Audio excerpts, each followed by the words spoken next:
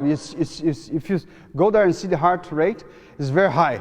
And the guy is moving. He needs to cover the whole table, everywhere. He's moving a lot.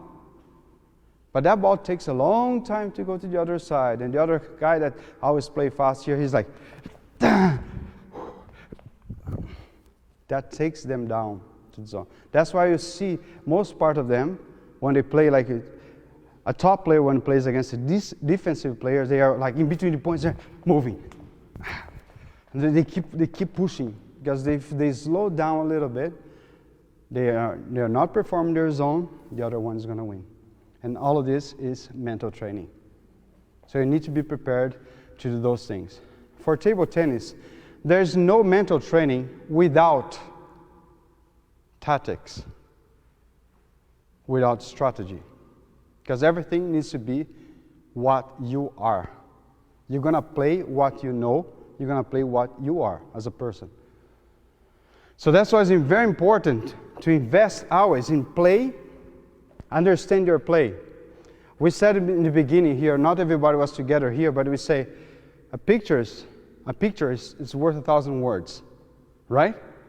So if we have like we analyze, somebody's going to receive the short serve like this. You know there's a problem with balance. The body is not equalized. He cannot come back fast. So if somebody goes like this to receive, you don't need to think too much. Next ball, push long here. Because until it comes back and he's going to push it back to you, probably a high ball, and then just attack and finish. So footwork is a problem. But to get to those points, you need to understand. You need to see the picture. But imagine the motion and everything. Now we're talking about a video. This is the real life. It's way more information you can grab from one single information. And what you're going to do? You're going to analyze everything you see. In table tennis, it's very important to analyze your opponent's body language. Because we don't talk. I'm not talking to, hey, I'm feeling good here, eh? I'm feeling good. You're in trouble. Or I'm like, oh, I'm sad, I missed my point. I don't know what we're going to do. We don't talk. But our bodies, they say everything. So we know that in neurolinguistics, if I come here and say, like this, listen to my words and see if it matches my body language. I'm so excited to be here today. We're going to have a very nice and very hard training. Everybody's going to be very happy, a lot of energy, and we're going to win. Do you believe what I said? Impossible. You're going to say something is wrong. That doesn't match. So that's exactly what I need to analyze in the other side. Everything. Every single player, they have tells. They have things that you can pick up on. You give away information, you get away information. For example, one of the biggest guys like Waldner, for example, he's like normally you don't read much information about him, but every time he was in big trouble, how do we know that he was in trouble? There was a little sock that he was always grabbing around, and you can analyze, you can see. Some of the players, they have 4 or 5 things.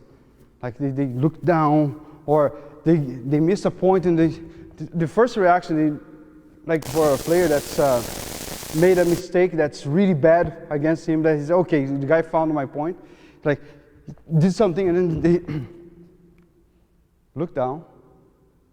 First clue, that's a good spot. If they look up, frustration. So it may happen again, but it's still like, it was a mistake there. Continue analyzing. See, try again, see if it's true. But you can see in the body language, like how they react, how you're gonna keep playing after, because everything is in there. You can see in the body language. I come, like even this is part of the game too. Like you're seeing the body language, like they are gonna play the ball cross. How do I know that the guy is gonna play the ball cross?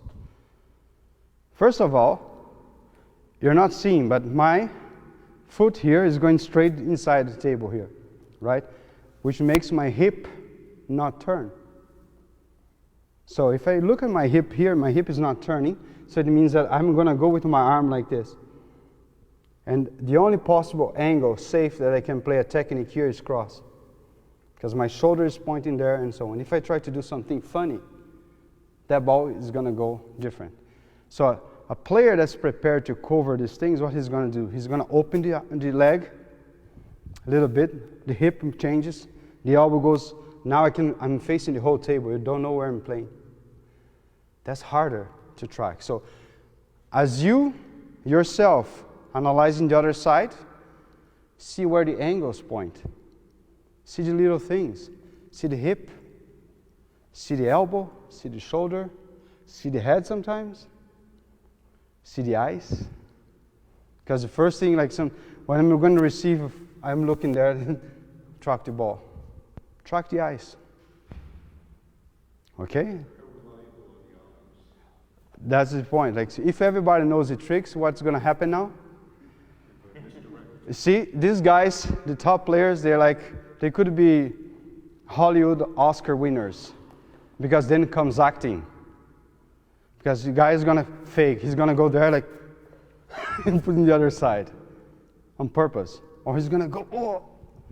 Or he fakes that, oh, that ball was not good. That was not good for me. You play that again, you get smoked. So then comes the next level. So all these top players, if you imagine them, they don't have problems with technique. They play the ball on the table. They do everything. Then comes a game of minds. Who can act better? Who is a better actor? Never let them see you bleed. Yes. Oh, that ball was hard for me. Keep smiling. Or keep, yeah, man, let's go. You need to hide. You need to hide the problem. Because you're in the middle of the game. You cannot do anything now. Can you correct the technique? Can you hide the problem? Nah? How you hide? Normally, you just put the lights towards something else. Then they're going to see just what you're pointing, right? So you're going to be a magician at that point. Point, when the hands are faster than the eyes. So you point, normally, when you guys showing the hand here, he's going to do the magic. The magic is happening the other side. And then when it comes back, boom, there you go. So the same thing, you need to kind of, when you are in a high performance, you need to deceive. And be ready to be deceived, because that's what it's going to be. It's going to be acting game. But in the beginning, it's very important to make sure that you understand that all of those things are connected with tactics and so on. We're not even talking about much technique. We talk about technique because it's body language. You need to see we're not analyzing if the technique is correct or not. We're just using that to get information. So when we start to look at the other side in this way, things change a lot. You're going to start to get ready for the next ball. You're going to start to get ready for a number of different strategies that you can reduce. Because table tennis, there's so many things that can happen. So many things can happen. If you can reduce to maybe 8 or 9 possibilities that the other side is going to use, then you're on top of something. Then you maximize your game a lot. Because before there's 100 different actions in the other side and you are waiting. When you start to analyze those things, you're just going to see sometimes 4, even easier. And depends how you're playing. You play that ball with a very good quality. You know that you played well that ball, man, for sure. You have 3 chances to play that ball well. And inside those 3 chances, is going to be 2 of them here. Anticipate that ball. And build your trainings based on that. And that's what I really capitalize a lot with my players before. Sometimes my players, they didn't look like they were always strong physically, but sometimes they didn't have a lot of consistency technically. What is that? If it goes to a very long rally, my player probably would lose. So what do? Win the war before. Win inside, in the small things. Oh, the guy has a big forehand. Oh, imagine, I'm going to play his forehand. No. We hide. We put something else in the way, then it can maximize, you can get the potential that you can get. Right? Because everybody's about, there's a lot of players, maybe you are one yourself, that like to play a very big forehand, a very big backhand, and that's exciting. But those win may be a point, but not the game. You need to win 11 of those to get one game. Right? One set. To finish the whole thing, you need to win 4, 3. Depends on the student. That's a lot of requirement. That's why I'm saying you got to be ready to use other techniques. Okay? So, that said, let's get a little bit more practical about things. This is more like theory and so on. But let's analyze in a situation that, for example, I'm playing here. I know I did my preparation. I'm good technically. I'm fine. Physically, I'm okay. I'm playing now. Right? So, what we discussed in the beginning, when I'm playing, how much time I spend playing the point in seconds? 4 or 5? Maybe 8 when it's very long. And then I spend like 3 times that amount or more picking up the ball, right? So let's just start with like sometimes we see people saying, oh, that guy is missing because he's not concentrated. He's not focused. So that's the first myth we need to take away. Like, we are always concentrated. We are always focused in something. What is the problem? We are not focused on the right thing. So one of the first things that we need to do is, like, as a table tennis players, we need to eliminate distractions. You need to feed your focus. Starve your distractions. What is a distraction? For example, maybe the crowd, maybe somebody talking, maybe the umpire can be a distraction because he's going to say something, you're going to look at the guy and forget about the game. And that happens a lot in all the sports. Refereeing is complicated, right? And maybe the guy is doing something different there. Like maybe the guy is going to look at you like and complain, or, you know, sometimes I have been in games the guy swears at you to try, or he keeps like with trash talk. You go like to dry your hand or get a towel, and the guy, yeah, stupid, I'm going to lose now. And be nice. The trash talk is violent. Takes you out to take you out of the game. So that's what I'm saying. Like, when you pay attention to that, now you are focusing his words and what he's saying. So you're not focusing where you need to be in the game. That's what I'm saying. Like, every time, and believe me, you are not a Superman, you're not a superhero, you are going to lose your concentration in the game. You are going to do it. How to refocus. That's the important thing. Right? So focus, yes, keep as long as you can the focus. But then you need to refocus. When you lose a little bit, that's what we're going to discuss a little bit. So one of the strategies that I use with my players, when they are focusing something, I see that they lost the focus. If I have a timeout, sometimes it's just not about the emotional part of the game, like they missed that ball that was important, or the guy's coming back from behind and is locking the game, or something is getting too much momentum, his zone is getting too comfortable, you need to break that wave. What do you do? Time out. Then you have a time, 1 minute, to talk to the player. But what if you don't? You still have like about close to 20 to 30 seconds where you're picking up the ball. So let's analyze the situation. If I won the point, I did well, I won the point, what do you think you're going to do? How are you going to think when you're going to pick up the ball now?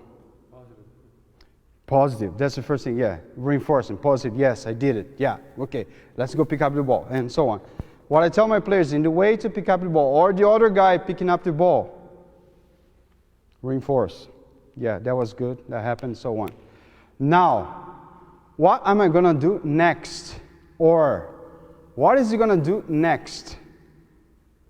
How long it takes for me to concentrate and to get that information? Remember the example? 2 seconds, and you had like so many words, that's going to take you like, I hope like 3 minutes to talk about my facial expressions. So, the same thing here, you have like in 2 or 3 seconds, maybe 5 seconds, you can organize a whole strategy and say, okay, if I serve there now, Or if your coach already said to you, you're going to serve like this, and say, okay, that ball can come like this, can come like that, and so on. Okay. Think about this strategy. If you have time, repeat it. And then when you get to the table, what do you do again? You get in the zone. Yeah. Positive? Yes, good. Let's crack that nut. Now what happens? I lost a point. What happens to us when we lose a point? Negative. Negative right away, right? You get mad. Your body language shows, eh? Sometimes when in extreme cases, you throw the racket, you kick the ball, you kick the barriers. When you get to that point, you are completely out of control. So you need to regain control again. So you need to have an intervention. You need to stop. If you get to that point, you cannot perform anymore. You are way too aggravated. You are beyond, you're not in your zone. Like if you have like a panel, like it looks like you're flying a jet, and then there should be like a red lights everywhere. Bam, bam, warning, warning, warning. Don't do this, don't do this. Just stop. Right? So we want to be prepared to not get to that point, to get so mad that we don't think anymore properly. Or take like bad decisions because of that.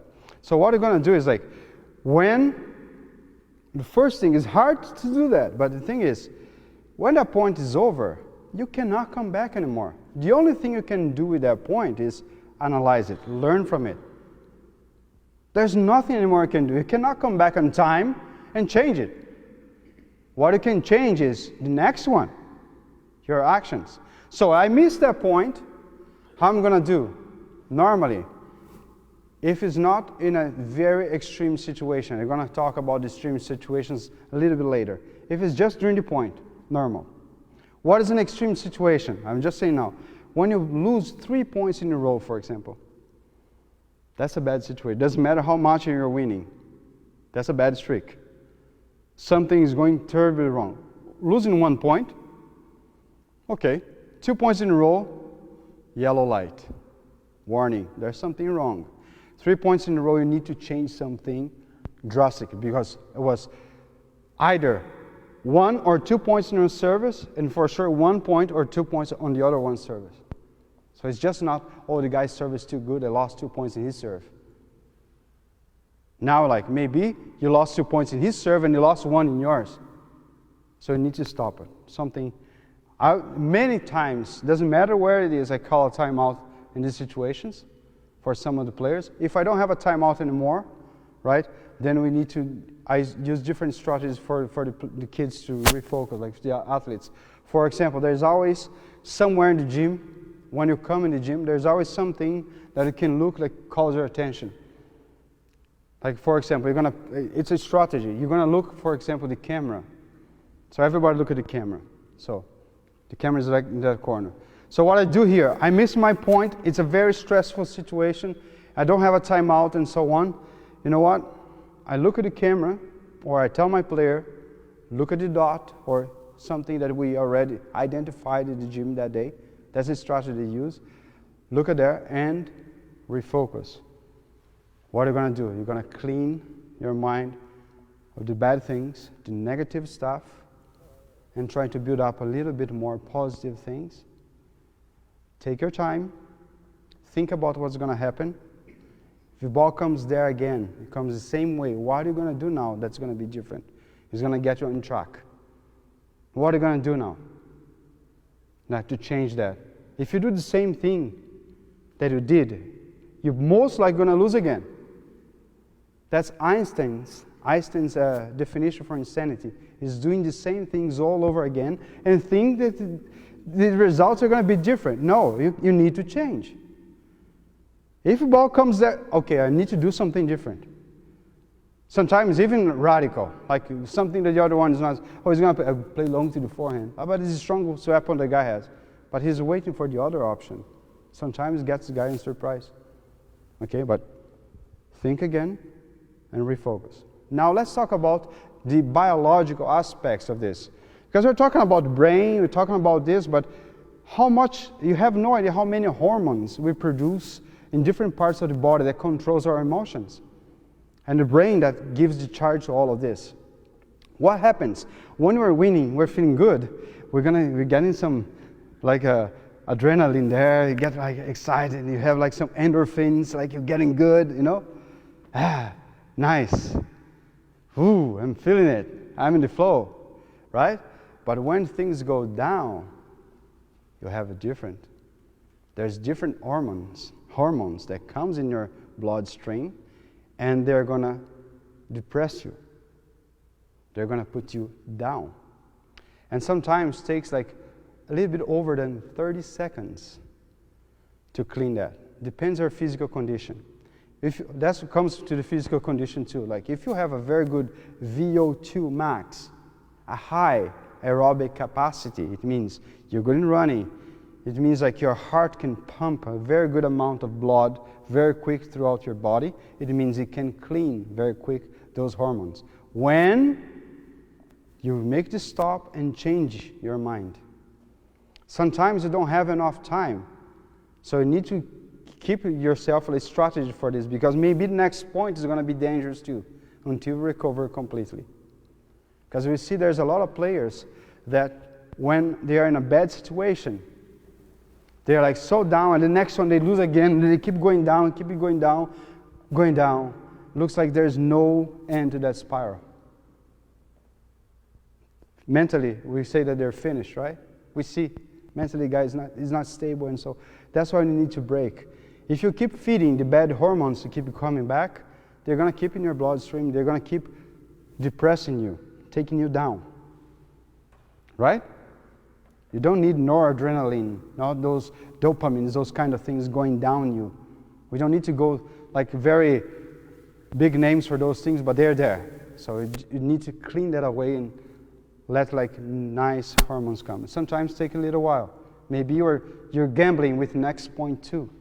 And I say sometimes to my players, like if that is the case, if you need a bit more time, then get more time.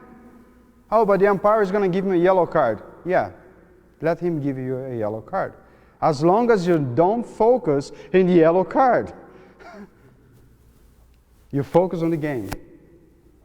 And you see, like, there's a lot of players, like, you see, like, the guy is in trouble, especially young players, and that's one of the coaches that, when they're stabilizing, you see, like, a Harimoto already did that one. He stops and goes tie the shoes. Sometimes they tie both shoes. And the other guy's mad. Hey, umpire, you cannot do that. What? Huh? Oh, sorry. Right? Table tennis, there's a lot of fair play. It's like everybody, see ball touch, everybody says. Everybody, ball touch, don't touch. Yeah. Everybody's honest about it. But there's the other stuff too, like people like this, they breaking the other guy's rhythm with that, or coming too fast and serving right away. You can play with those things to try to get the other guy out of the game. So there's a lot of different music, let's say, you can play. You understand? That's very interesting. So, coming back to these strategies. When you win the point, positive. Go there, reinforce. Yes, that's it, good. Hormones keeping good. Come back to the table with strategy, focus. Where's my focus now? Like that, what's going to happen? And then prepare. Activate. I am in the zone, aerobic zone. Not too excited, not too depressed, I'm fine. I'm in control, let's go. I lost my point. First thing that comes to mind is negative, right? So right away, try to clean up. No, let's kick this out. Try to move. Because in everybody, you have like a negative feeling or something, and the first thing you do is stop. Your shoulders go down. You look down, or you're like, your posture is clear. That you took a hit, right? You see, mental health these days is very important, right? And then everybody's talking about it.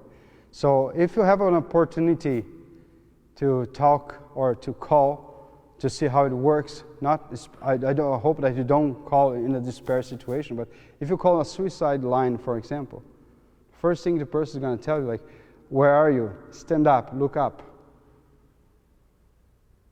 Do not go inside yourself. Do not go feed that negative feeling. Stand up. Look up. What's in the ceiling? What you see?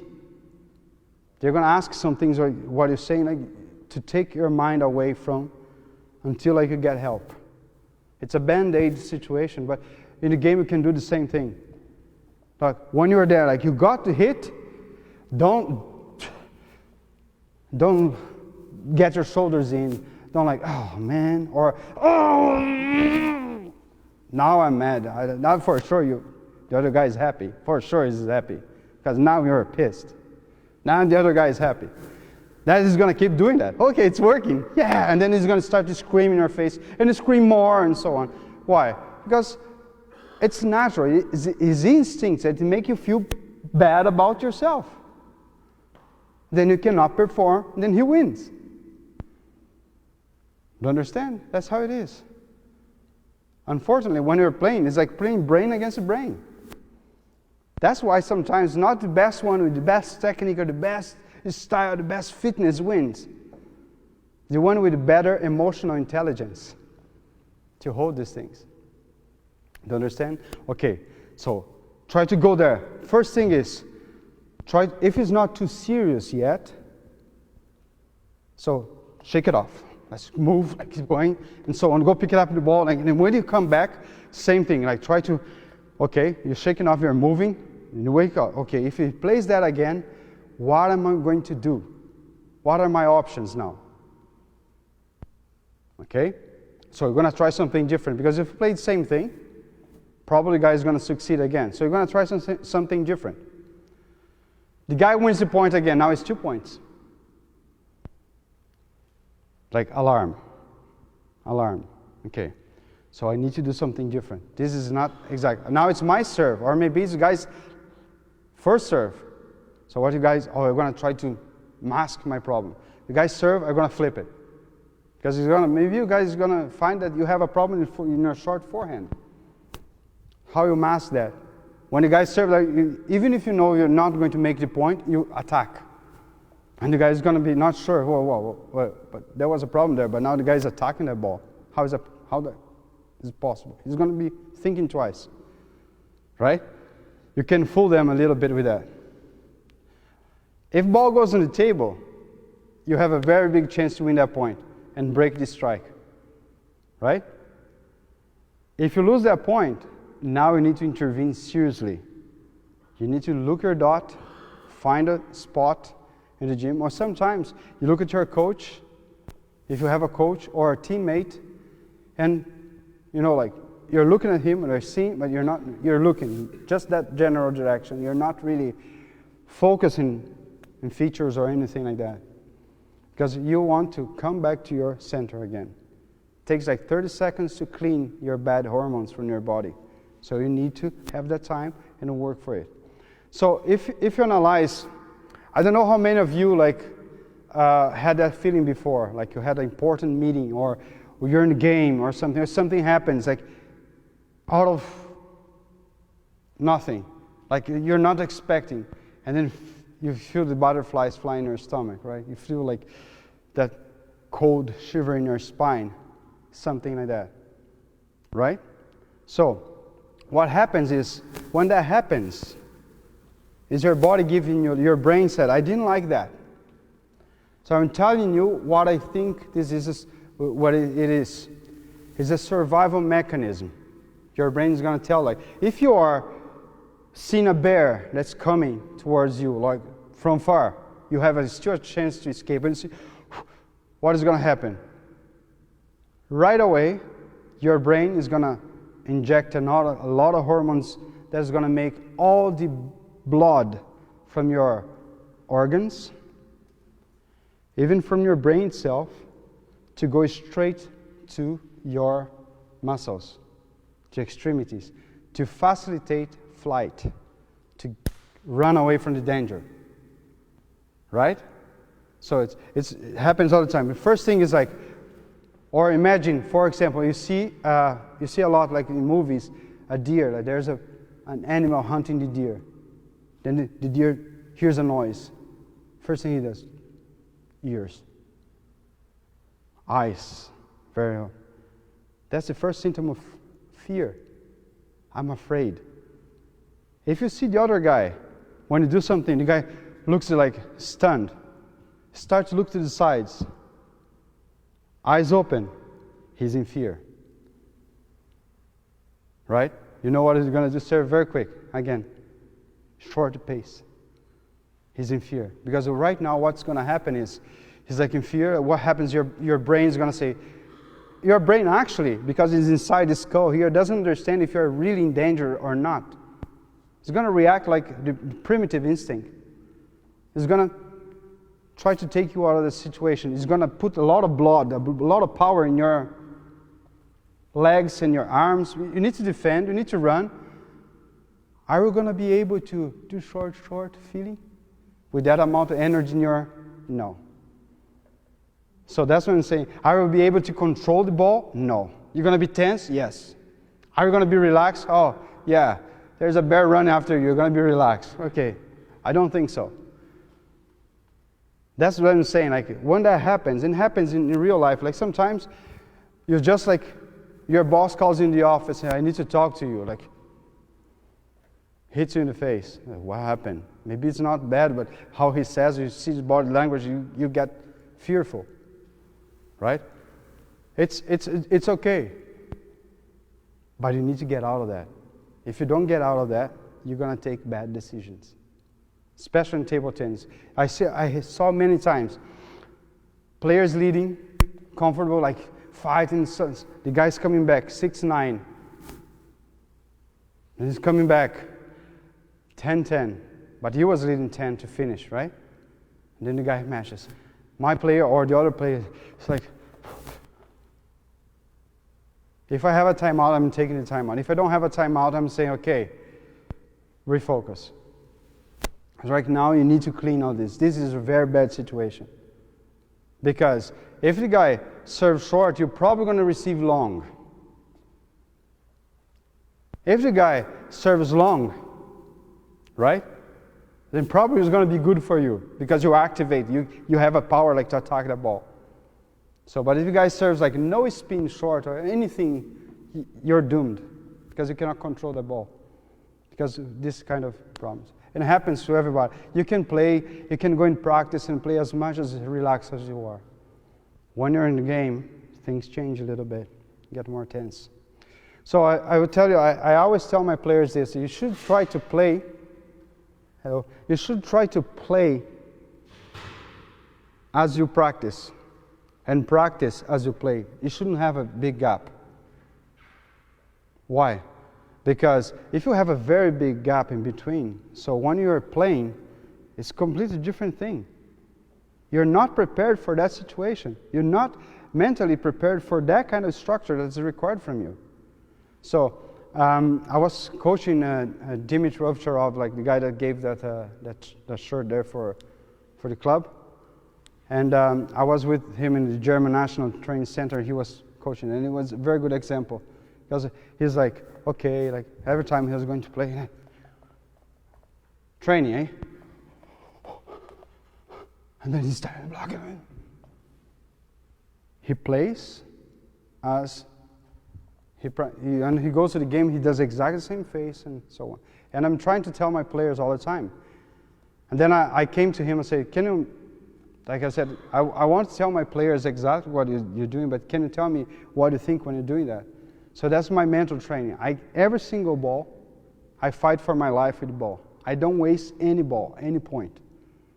Because if I do that here in training, I'm going to do it in the game.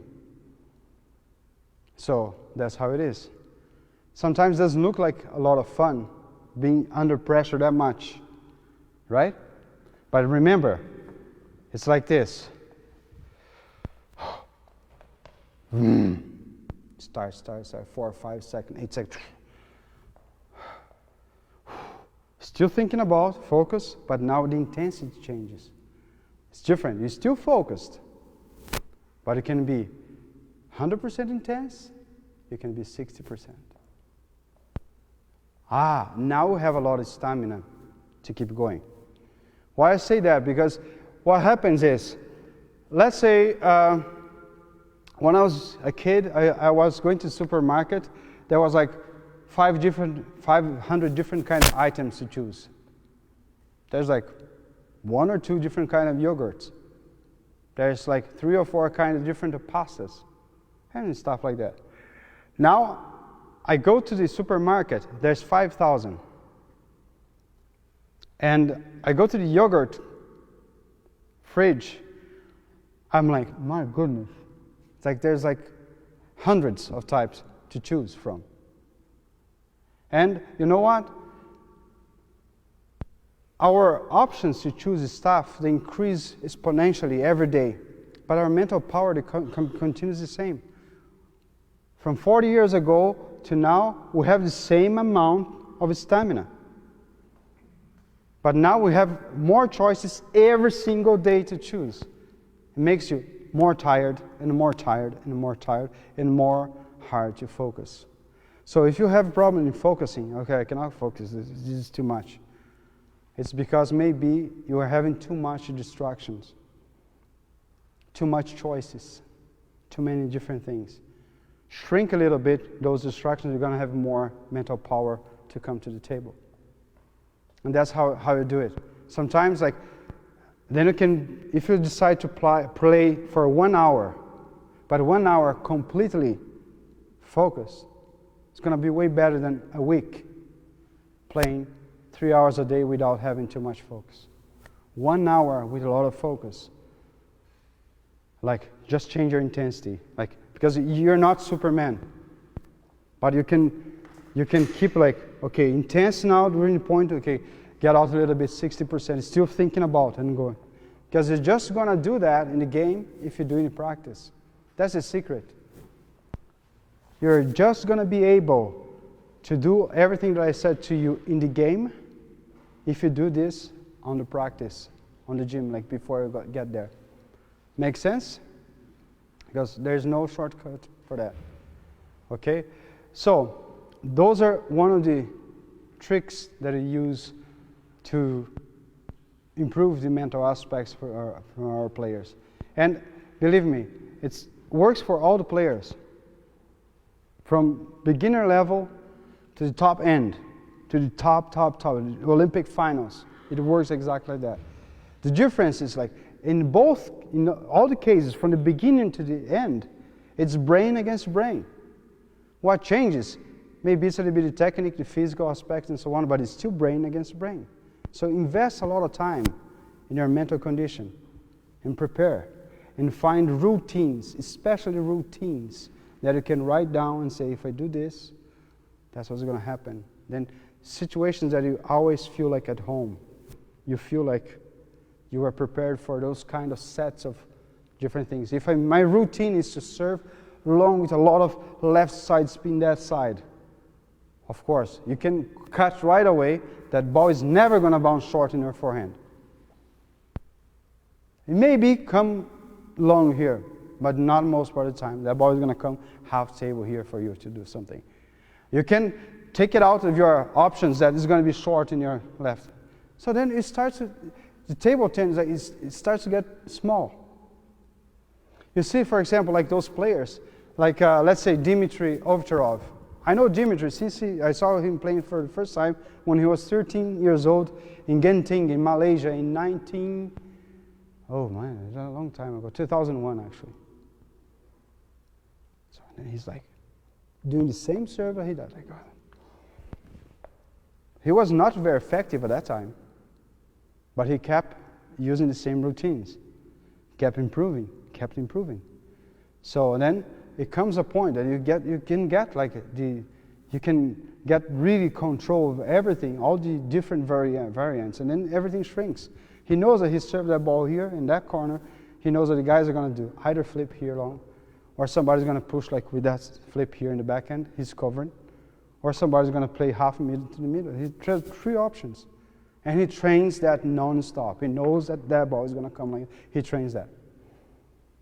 And for you, you're going to find a serve. Everybody has a different weapon that somebody else doesn't like much. You're going to see, you're going to do something, oh, I feel very good with this. And sometimes when you feel very good about it, it's something the other side doesn't feel very good about it. So it's good for you. But have like 2 or 3 options that you train a lot. And you know everything that's going to happen about it. Your game that's in here improves like that. In the rating system, if you're playing like, okay, I'm playing like at 2,000, but you start to specialize like this, you're going to go to very quick to 2,500. It's very quick to improve. Okay?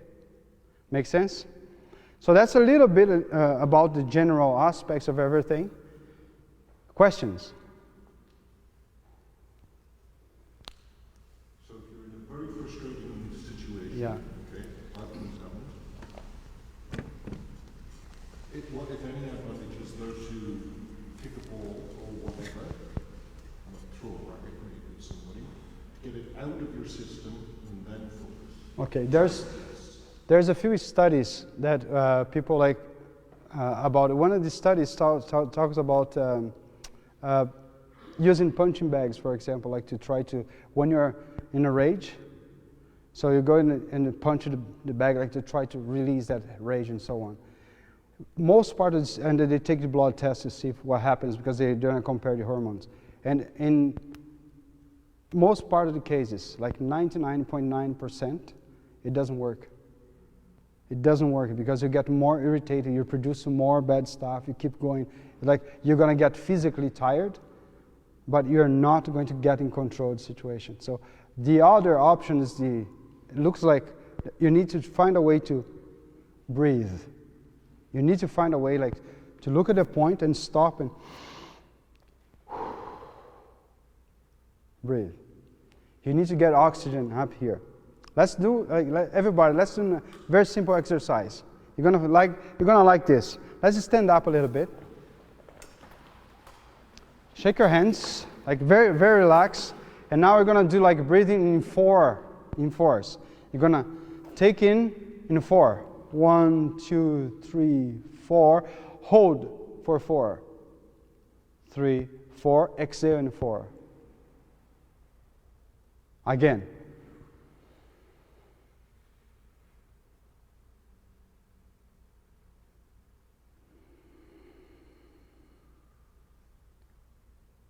Again.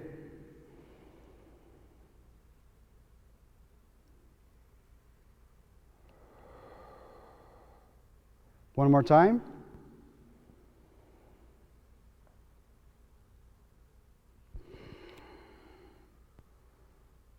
Who felt some tingling in head? Like a little bit like something, or a little bit like bright something, nothing? So that's normally when your oxygen hits.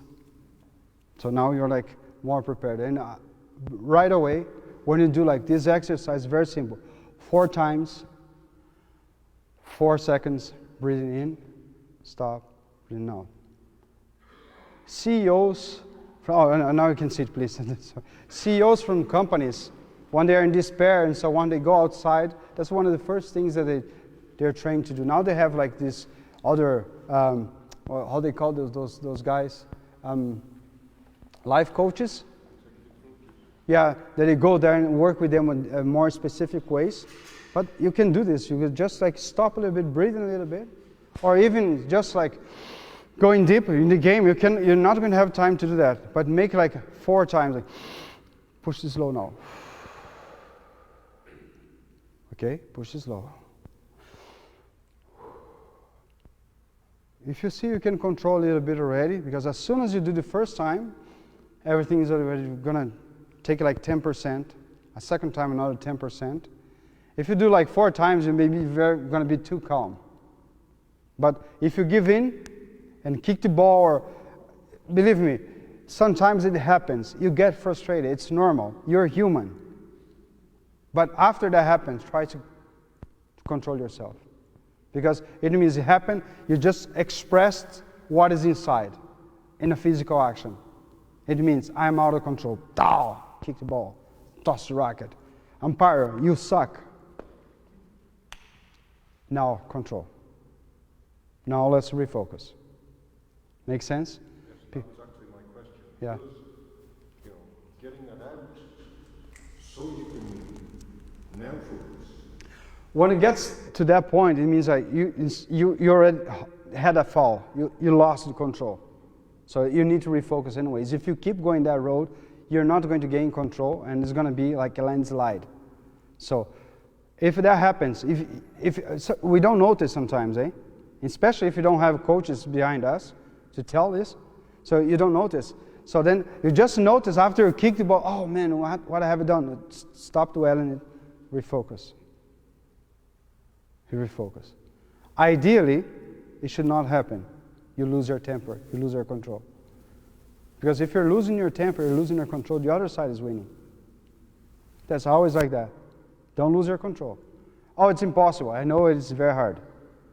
It's very hard. Yes, Steve? The question just came to me. There's a player that beats me in tournaments, and when he does, he gives me a compliment. But that's what I'm saying. Like, that's a distraction. That's a distraction. So what do you do? Like the guy, like I played against people. Like during the point, the guy sending me kisses. I want to go there and punch the guy, right? I want to punch the guy, right? But it's the same thing. But that's a distraction. If I do that, I'm not focusing on what is important. What is important? See where that ball is coming. See what kind of information is giving me. What the important thing is, like when he gives you a compliment, sure, refocus. Yeah. You see, you're not going to be like, like you don't need it. It should say like your breath stinks. No, it's going to say, hey, nice ball, man, well played. But you know that it's sarcastic. Because I'm going to say to you like, hey, man, very good play, very good. Do you believe that? I'm not saying this for real. I'm saying to irritate you. I don't think it was very good. Right? My voice, everything is saying no. So just eliminate the distraction. Again, repeat to yourself, feed your focus. Starve your distractions. Feed your focus. Right? Then make sure that your focus just changes the intensity. Very intense when you go there, and then when you're picking up the ball and stuff and so on, it'll be lighter. Because now there's more things to pay attention to. If you're just focusing the other side, you're going to pick up the ball, going to trip and fall and hit the head or something. But to maximize your mental aspects, always change the intensity of your focus. Very intense, a little bit less intense. Very intense, less intense. And don't fall for the traps. Those are traps. Or the guy misses a ball and then he jumps in the wall, or he makes a scene or stuff like.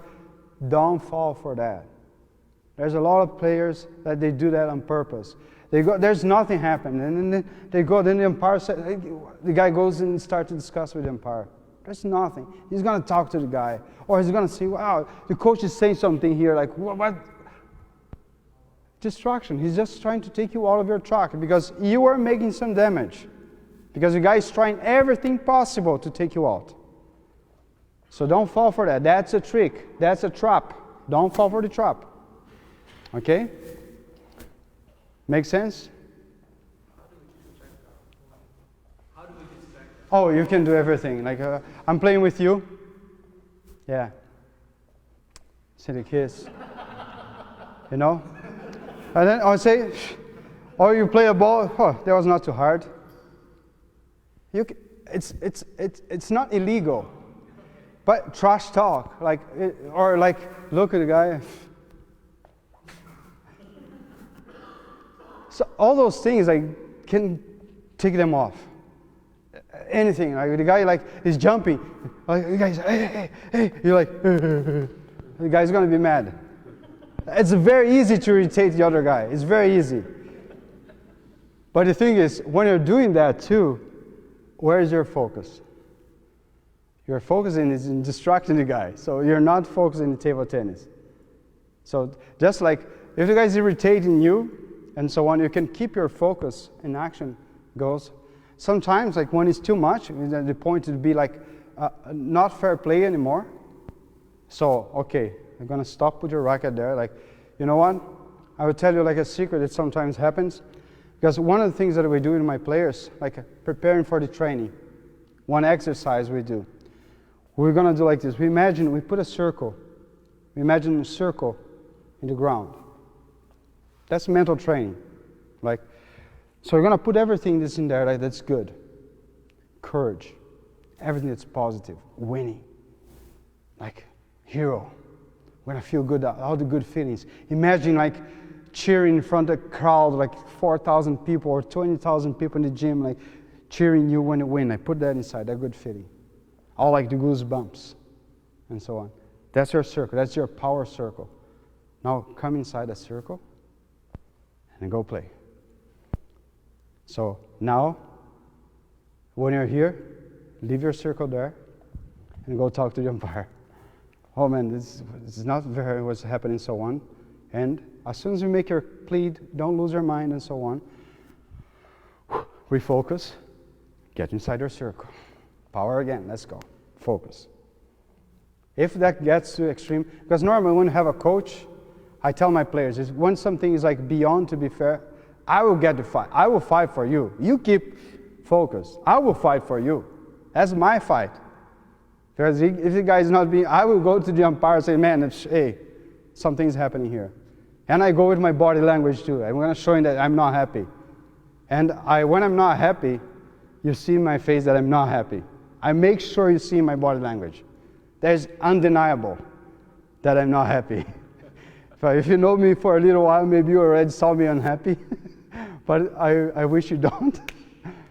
But the thing is, that's how I'm going to go there, and my player keep focused, keep concentrated. That's how it is. But again, I would encourage you to not like try to find a ways outside. But people, when they do that, they're not tracking you as well. They're very hard, like they're trying to win the game without seeing the game. They're trying to defeat you, not in the table, but outside. So you're going to defeat them inside the table. Because they're not focused on those things, the variations, right? And those things that I said, like the circle, for example, is just one of the things. I like it. Sometimes I say to my players, especially they're young, I said, you know what? Be the superhero. Like, put yourself your Iron Man suit and go play. Be the hero. Put your Superman cape and go there, man. You know, that's how it is, how it works.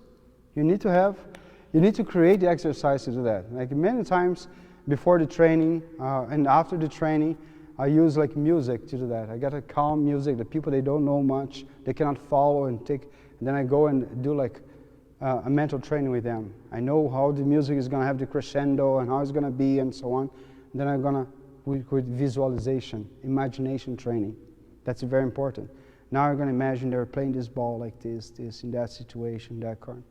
Because again, it's very easy to trick your brain. Your brain, actually, it's inside your head, your skull here. It doesn't really have any contact with outside. So when you create a mental image of something that's so strong, your brain doesn't know the difference.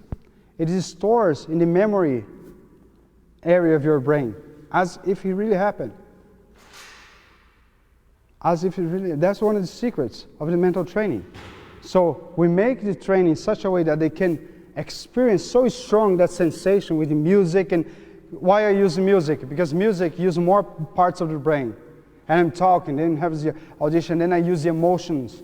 I change my pitch and my voice. I go fast, I change the modulation. Then I make sure like when it gets to that point of the music, like the player's winning and everything's happening. Players, they cry, some of them, they goosebumps. It's like many different reactions. But you know, that comes to their memory, to their brain, like remember that really happened. When they are in a situation that they need to invoke this, because it's very hard for us to get to that situation that we're going to be the hero. It doesn't happen all the time, right? So then when we get there, like most part of us are not going to succeed because we're not ready.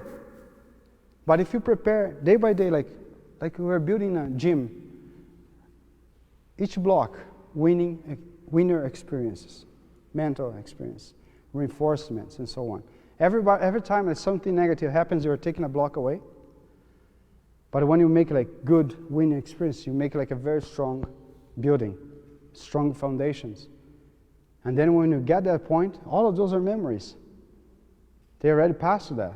So for us, sometimes we don't have a lot of money to go play tournaments everywhere, in US or Europe or whatever. We don't have that condition, but we can do a lot of things inside our head, right? So one day, like when everybody's ready, I will show you how to make like a visualization, imagination training with music. Put in music, you're gonna cut the lights, you're gonna see how it is. So when you get out of that, man, you're ready. Oh yeah, come on, give me the ball. Give me the ball, let's do it. You know? Because changes really. And remember, memory, it's a dynamic thing.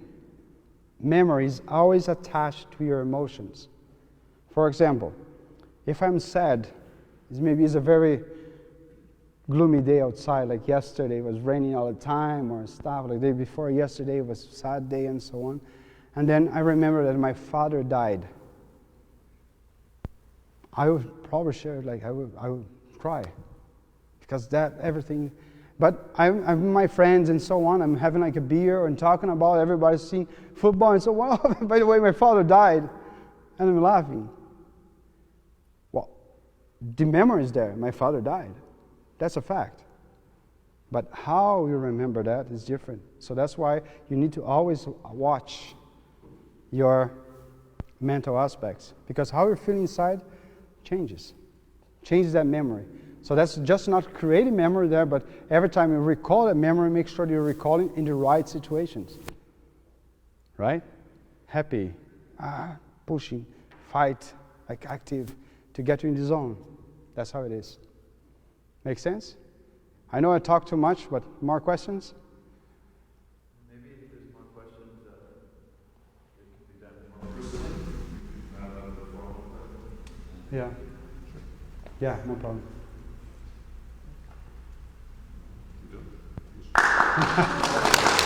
Thanks for having me. So again, like I would encourage you, every one of you to start to my first step would start to see routines that you can really check and apply and cover better to maximize your mental strength. So instead of to wait for every single ball to return to you, make sure like you're serving such a way that the people that are going to receive to you in 3 or 4 different ways. Then you can prepare specific for that. Then you get stronger. Because when you're stronger technically, you're not missing. You don't need to pay attention to yourself. You just pay attention to where the information is, what the other side is doing. Pay attention to everything. Angles, facial expressions, where they're looking. Look down, look up. The only sense that we're not going to use in table tennis actually is smell. We're not going to see if the guy, unless the situation is very bad there. But everything else, we're going to hear, we're going to see, we're going to feel like what's happening there. So you can really, really get a lot of information and work on that. And then, concentration, focus, intensity or focus. Make sure like you can be intense, take a little bit but intense to preserve your mental energy.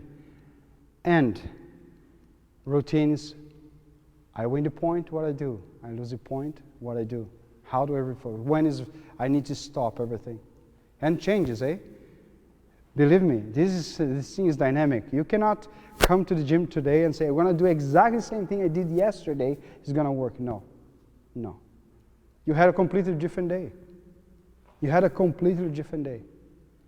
Sometimes you're going to go play a tournament. You won the tournament. And next year come back to say, you're going to stay in the same hotel. I'm going to eat the same food. I'm going to do exactly the same thing. And then everything goes down the drain because it's a different situation. The world is spinning. Every day is different. You need to adapt every day. Feed your focus. Just starve your distractions. Okay? Okay, thanks very much for having us. Thank you. If you have some more questions, I'm here for a little bit more. Question.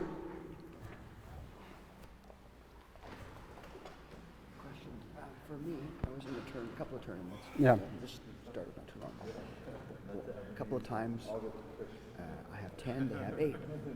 Okay? Yeah. Just have to get one more point. Just have to get one more point. Yeah. Lost every time. Because you're focusing in the future. You need to be focused on what you can do now. So, okay, instead of one more point, like say, well, can I play this short? How short can you play this short in the forehand? Like find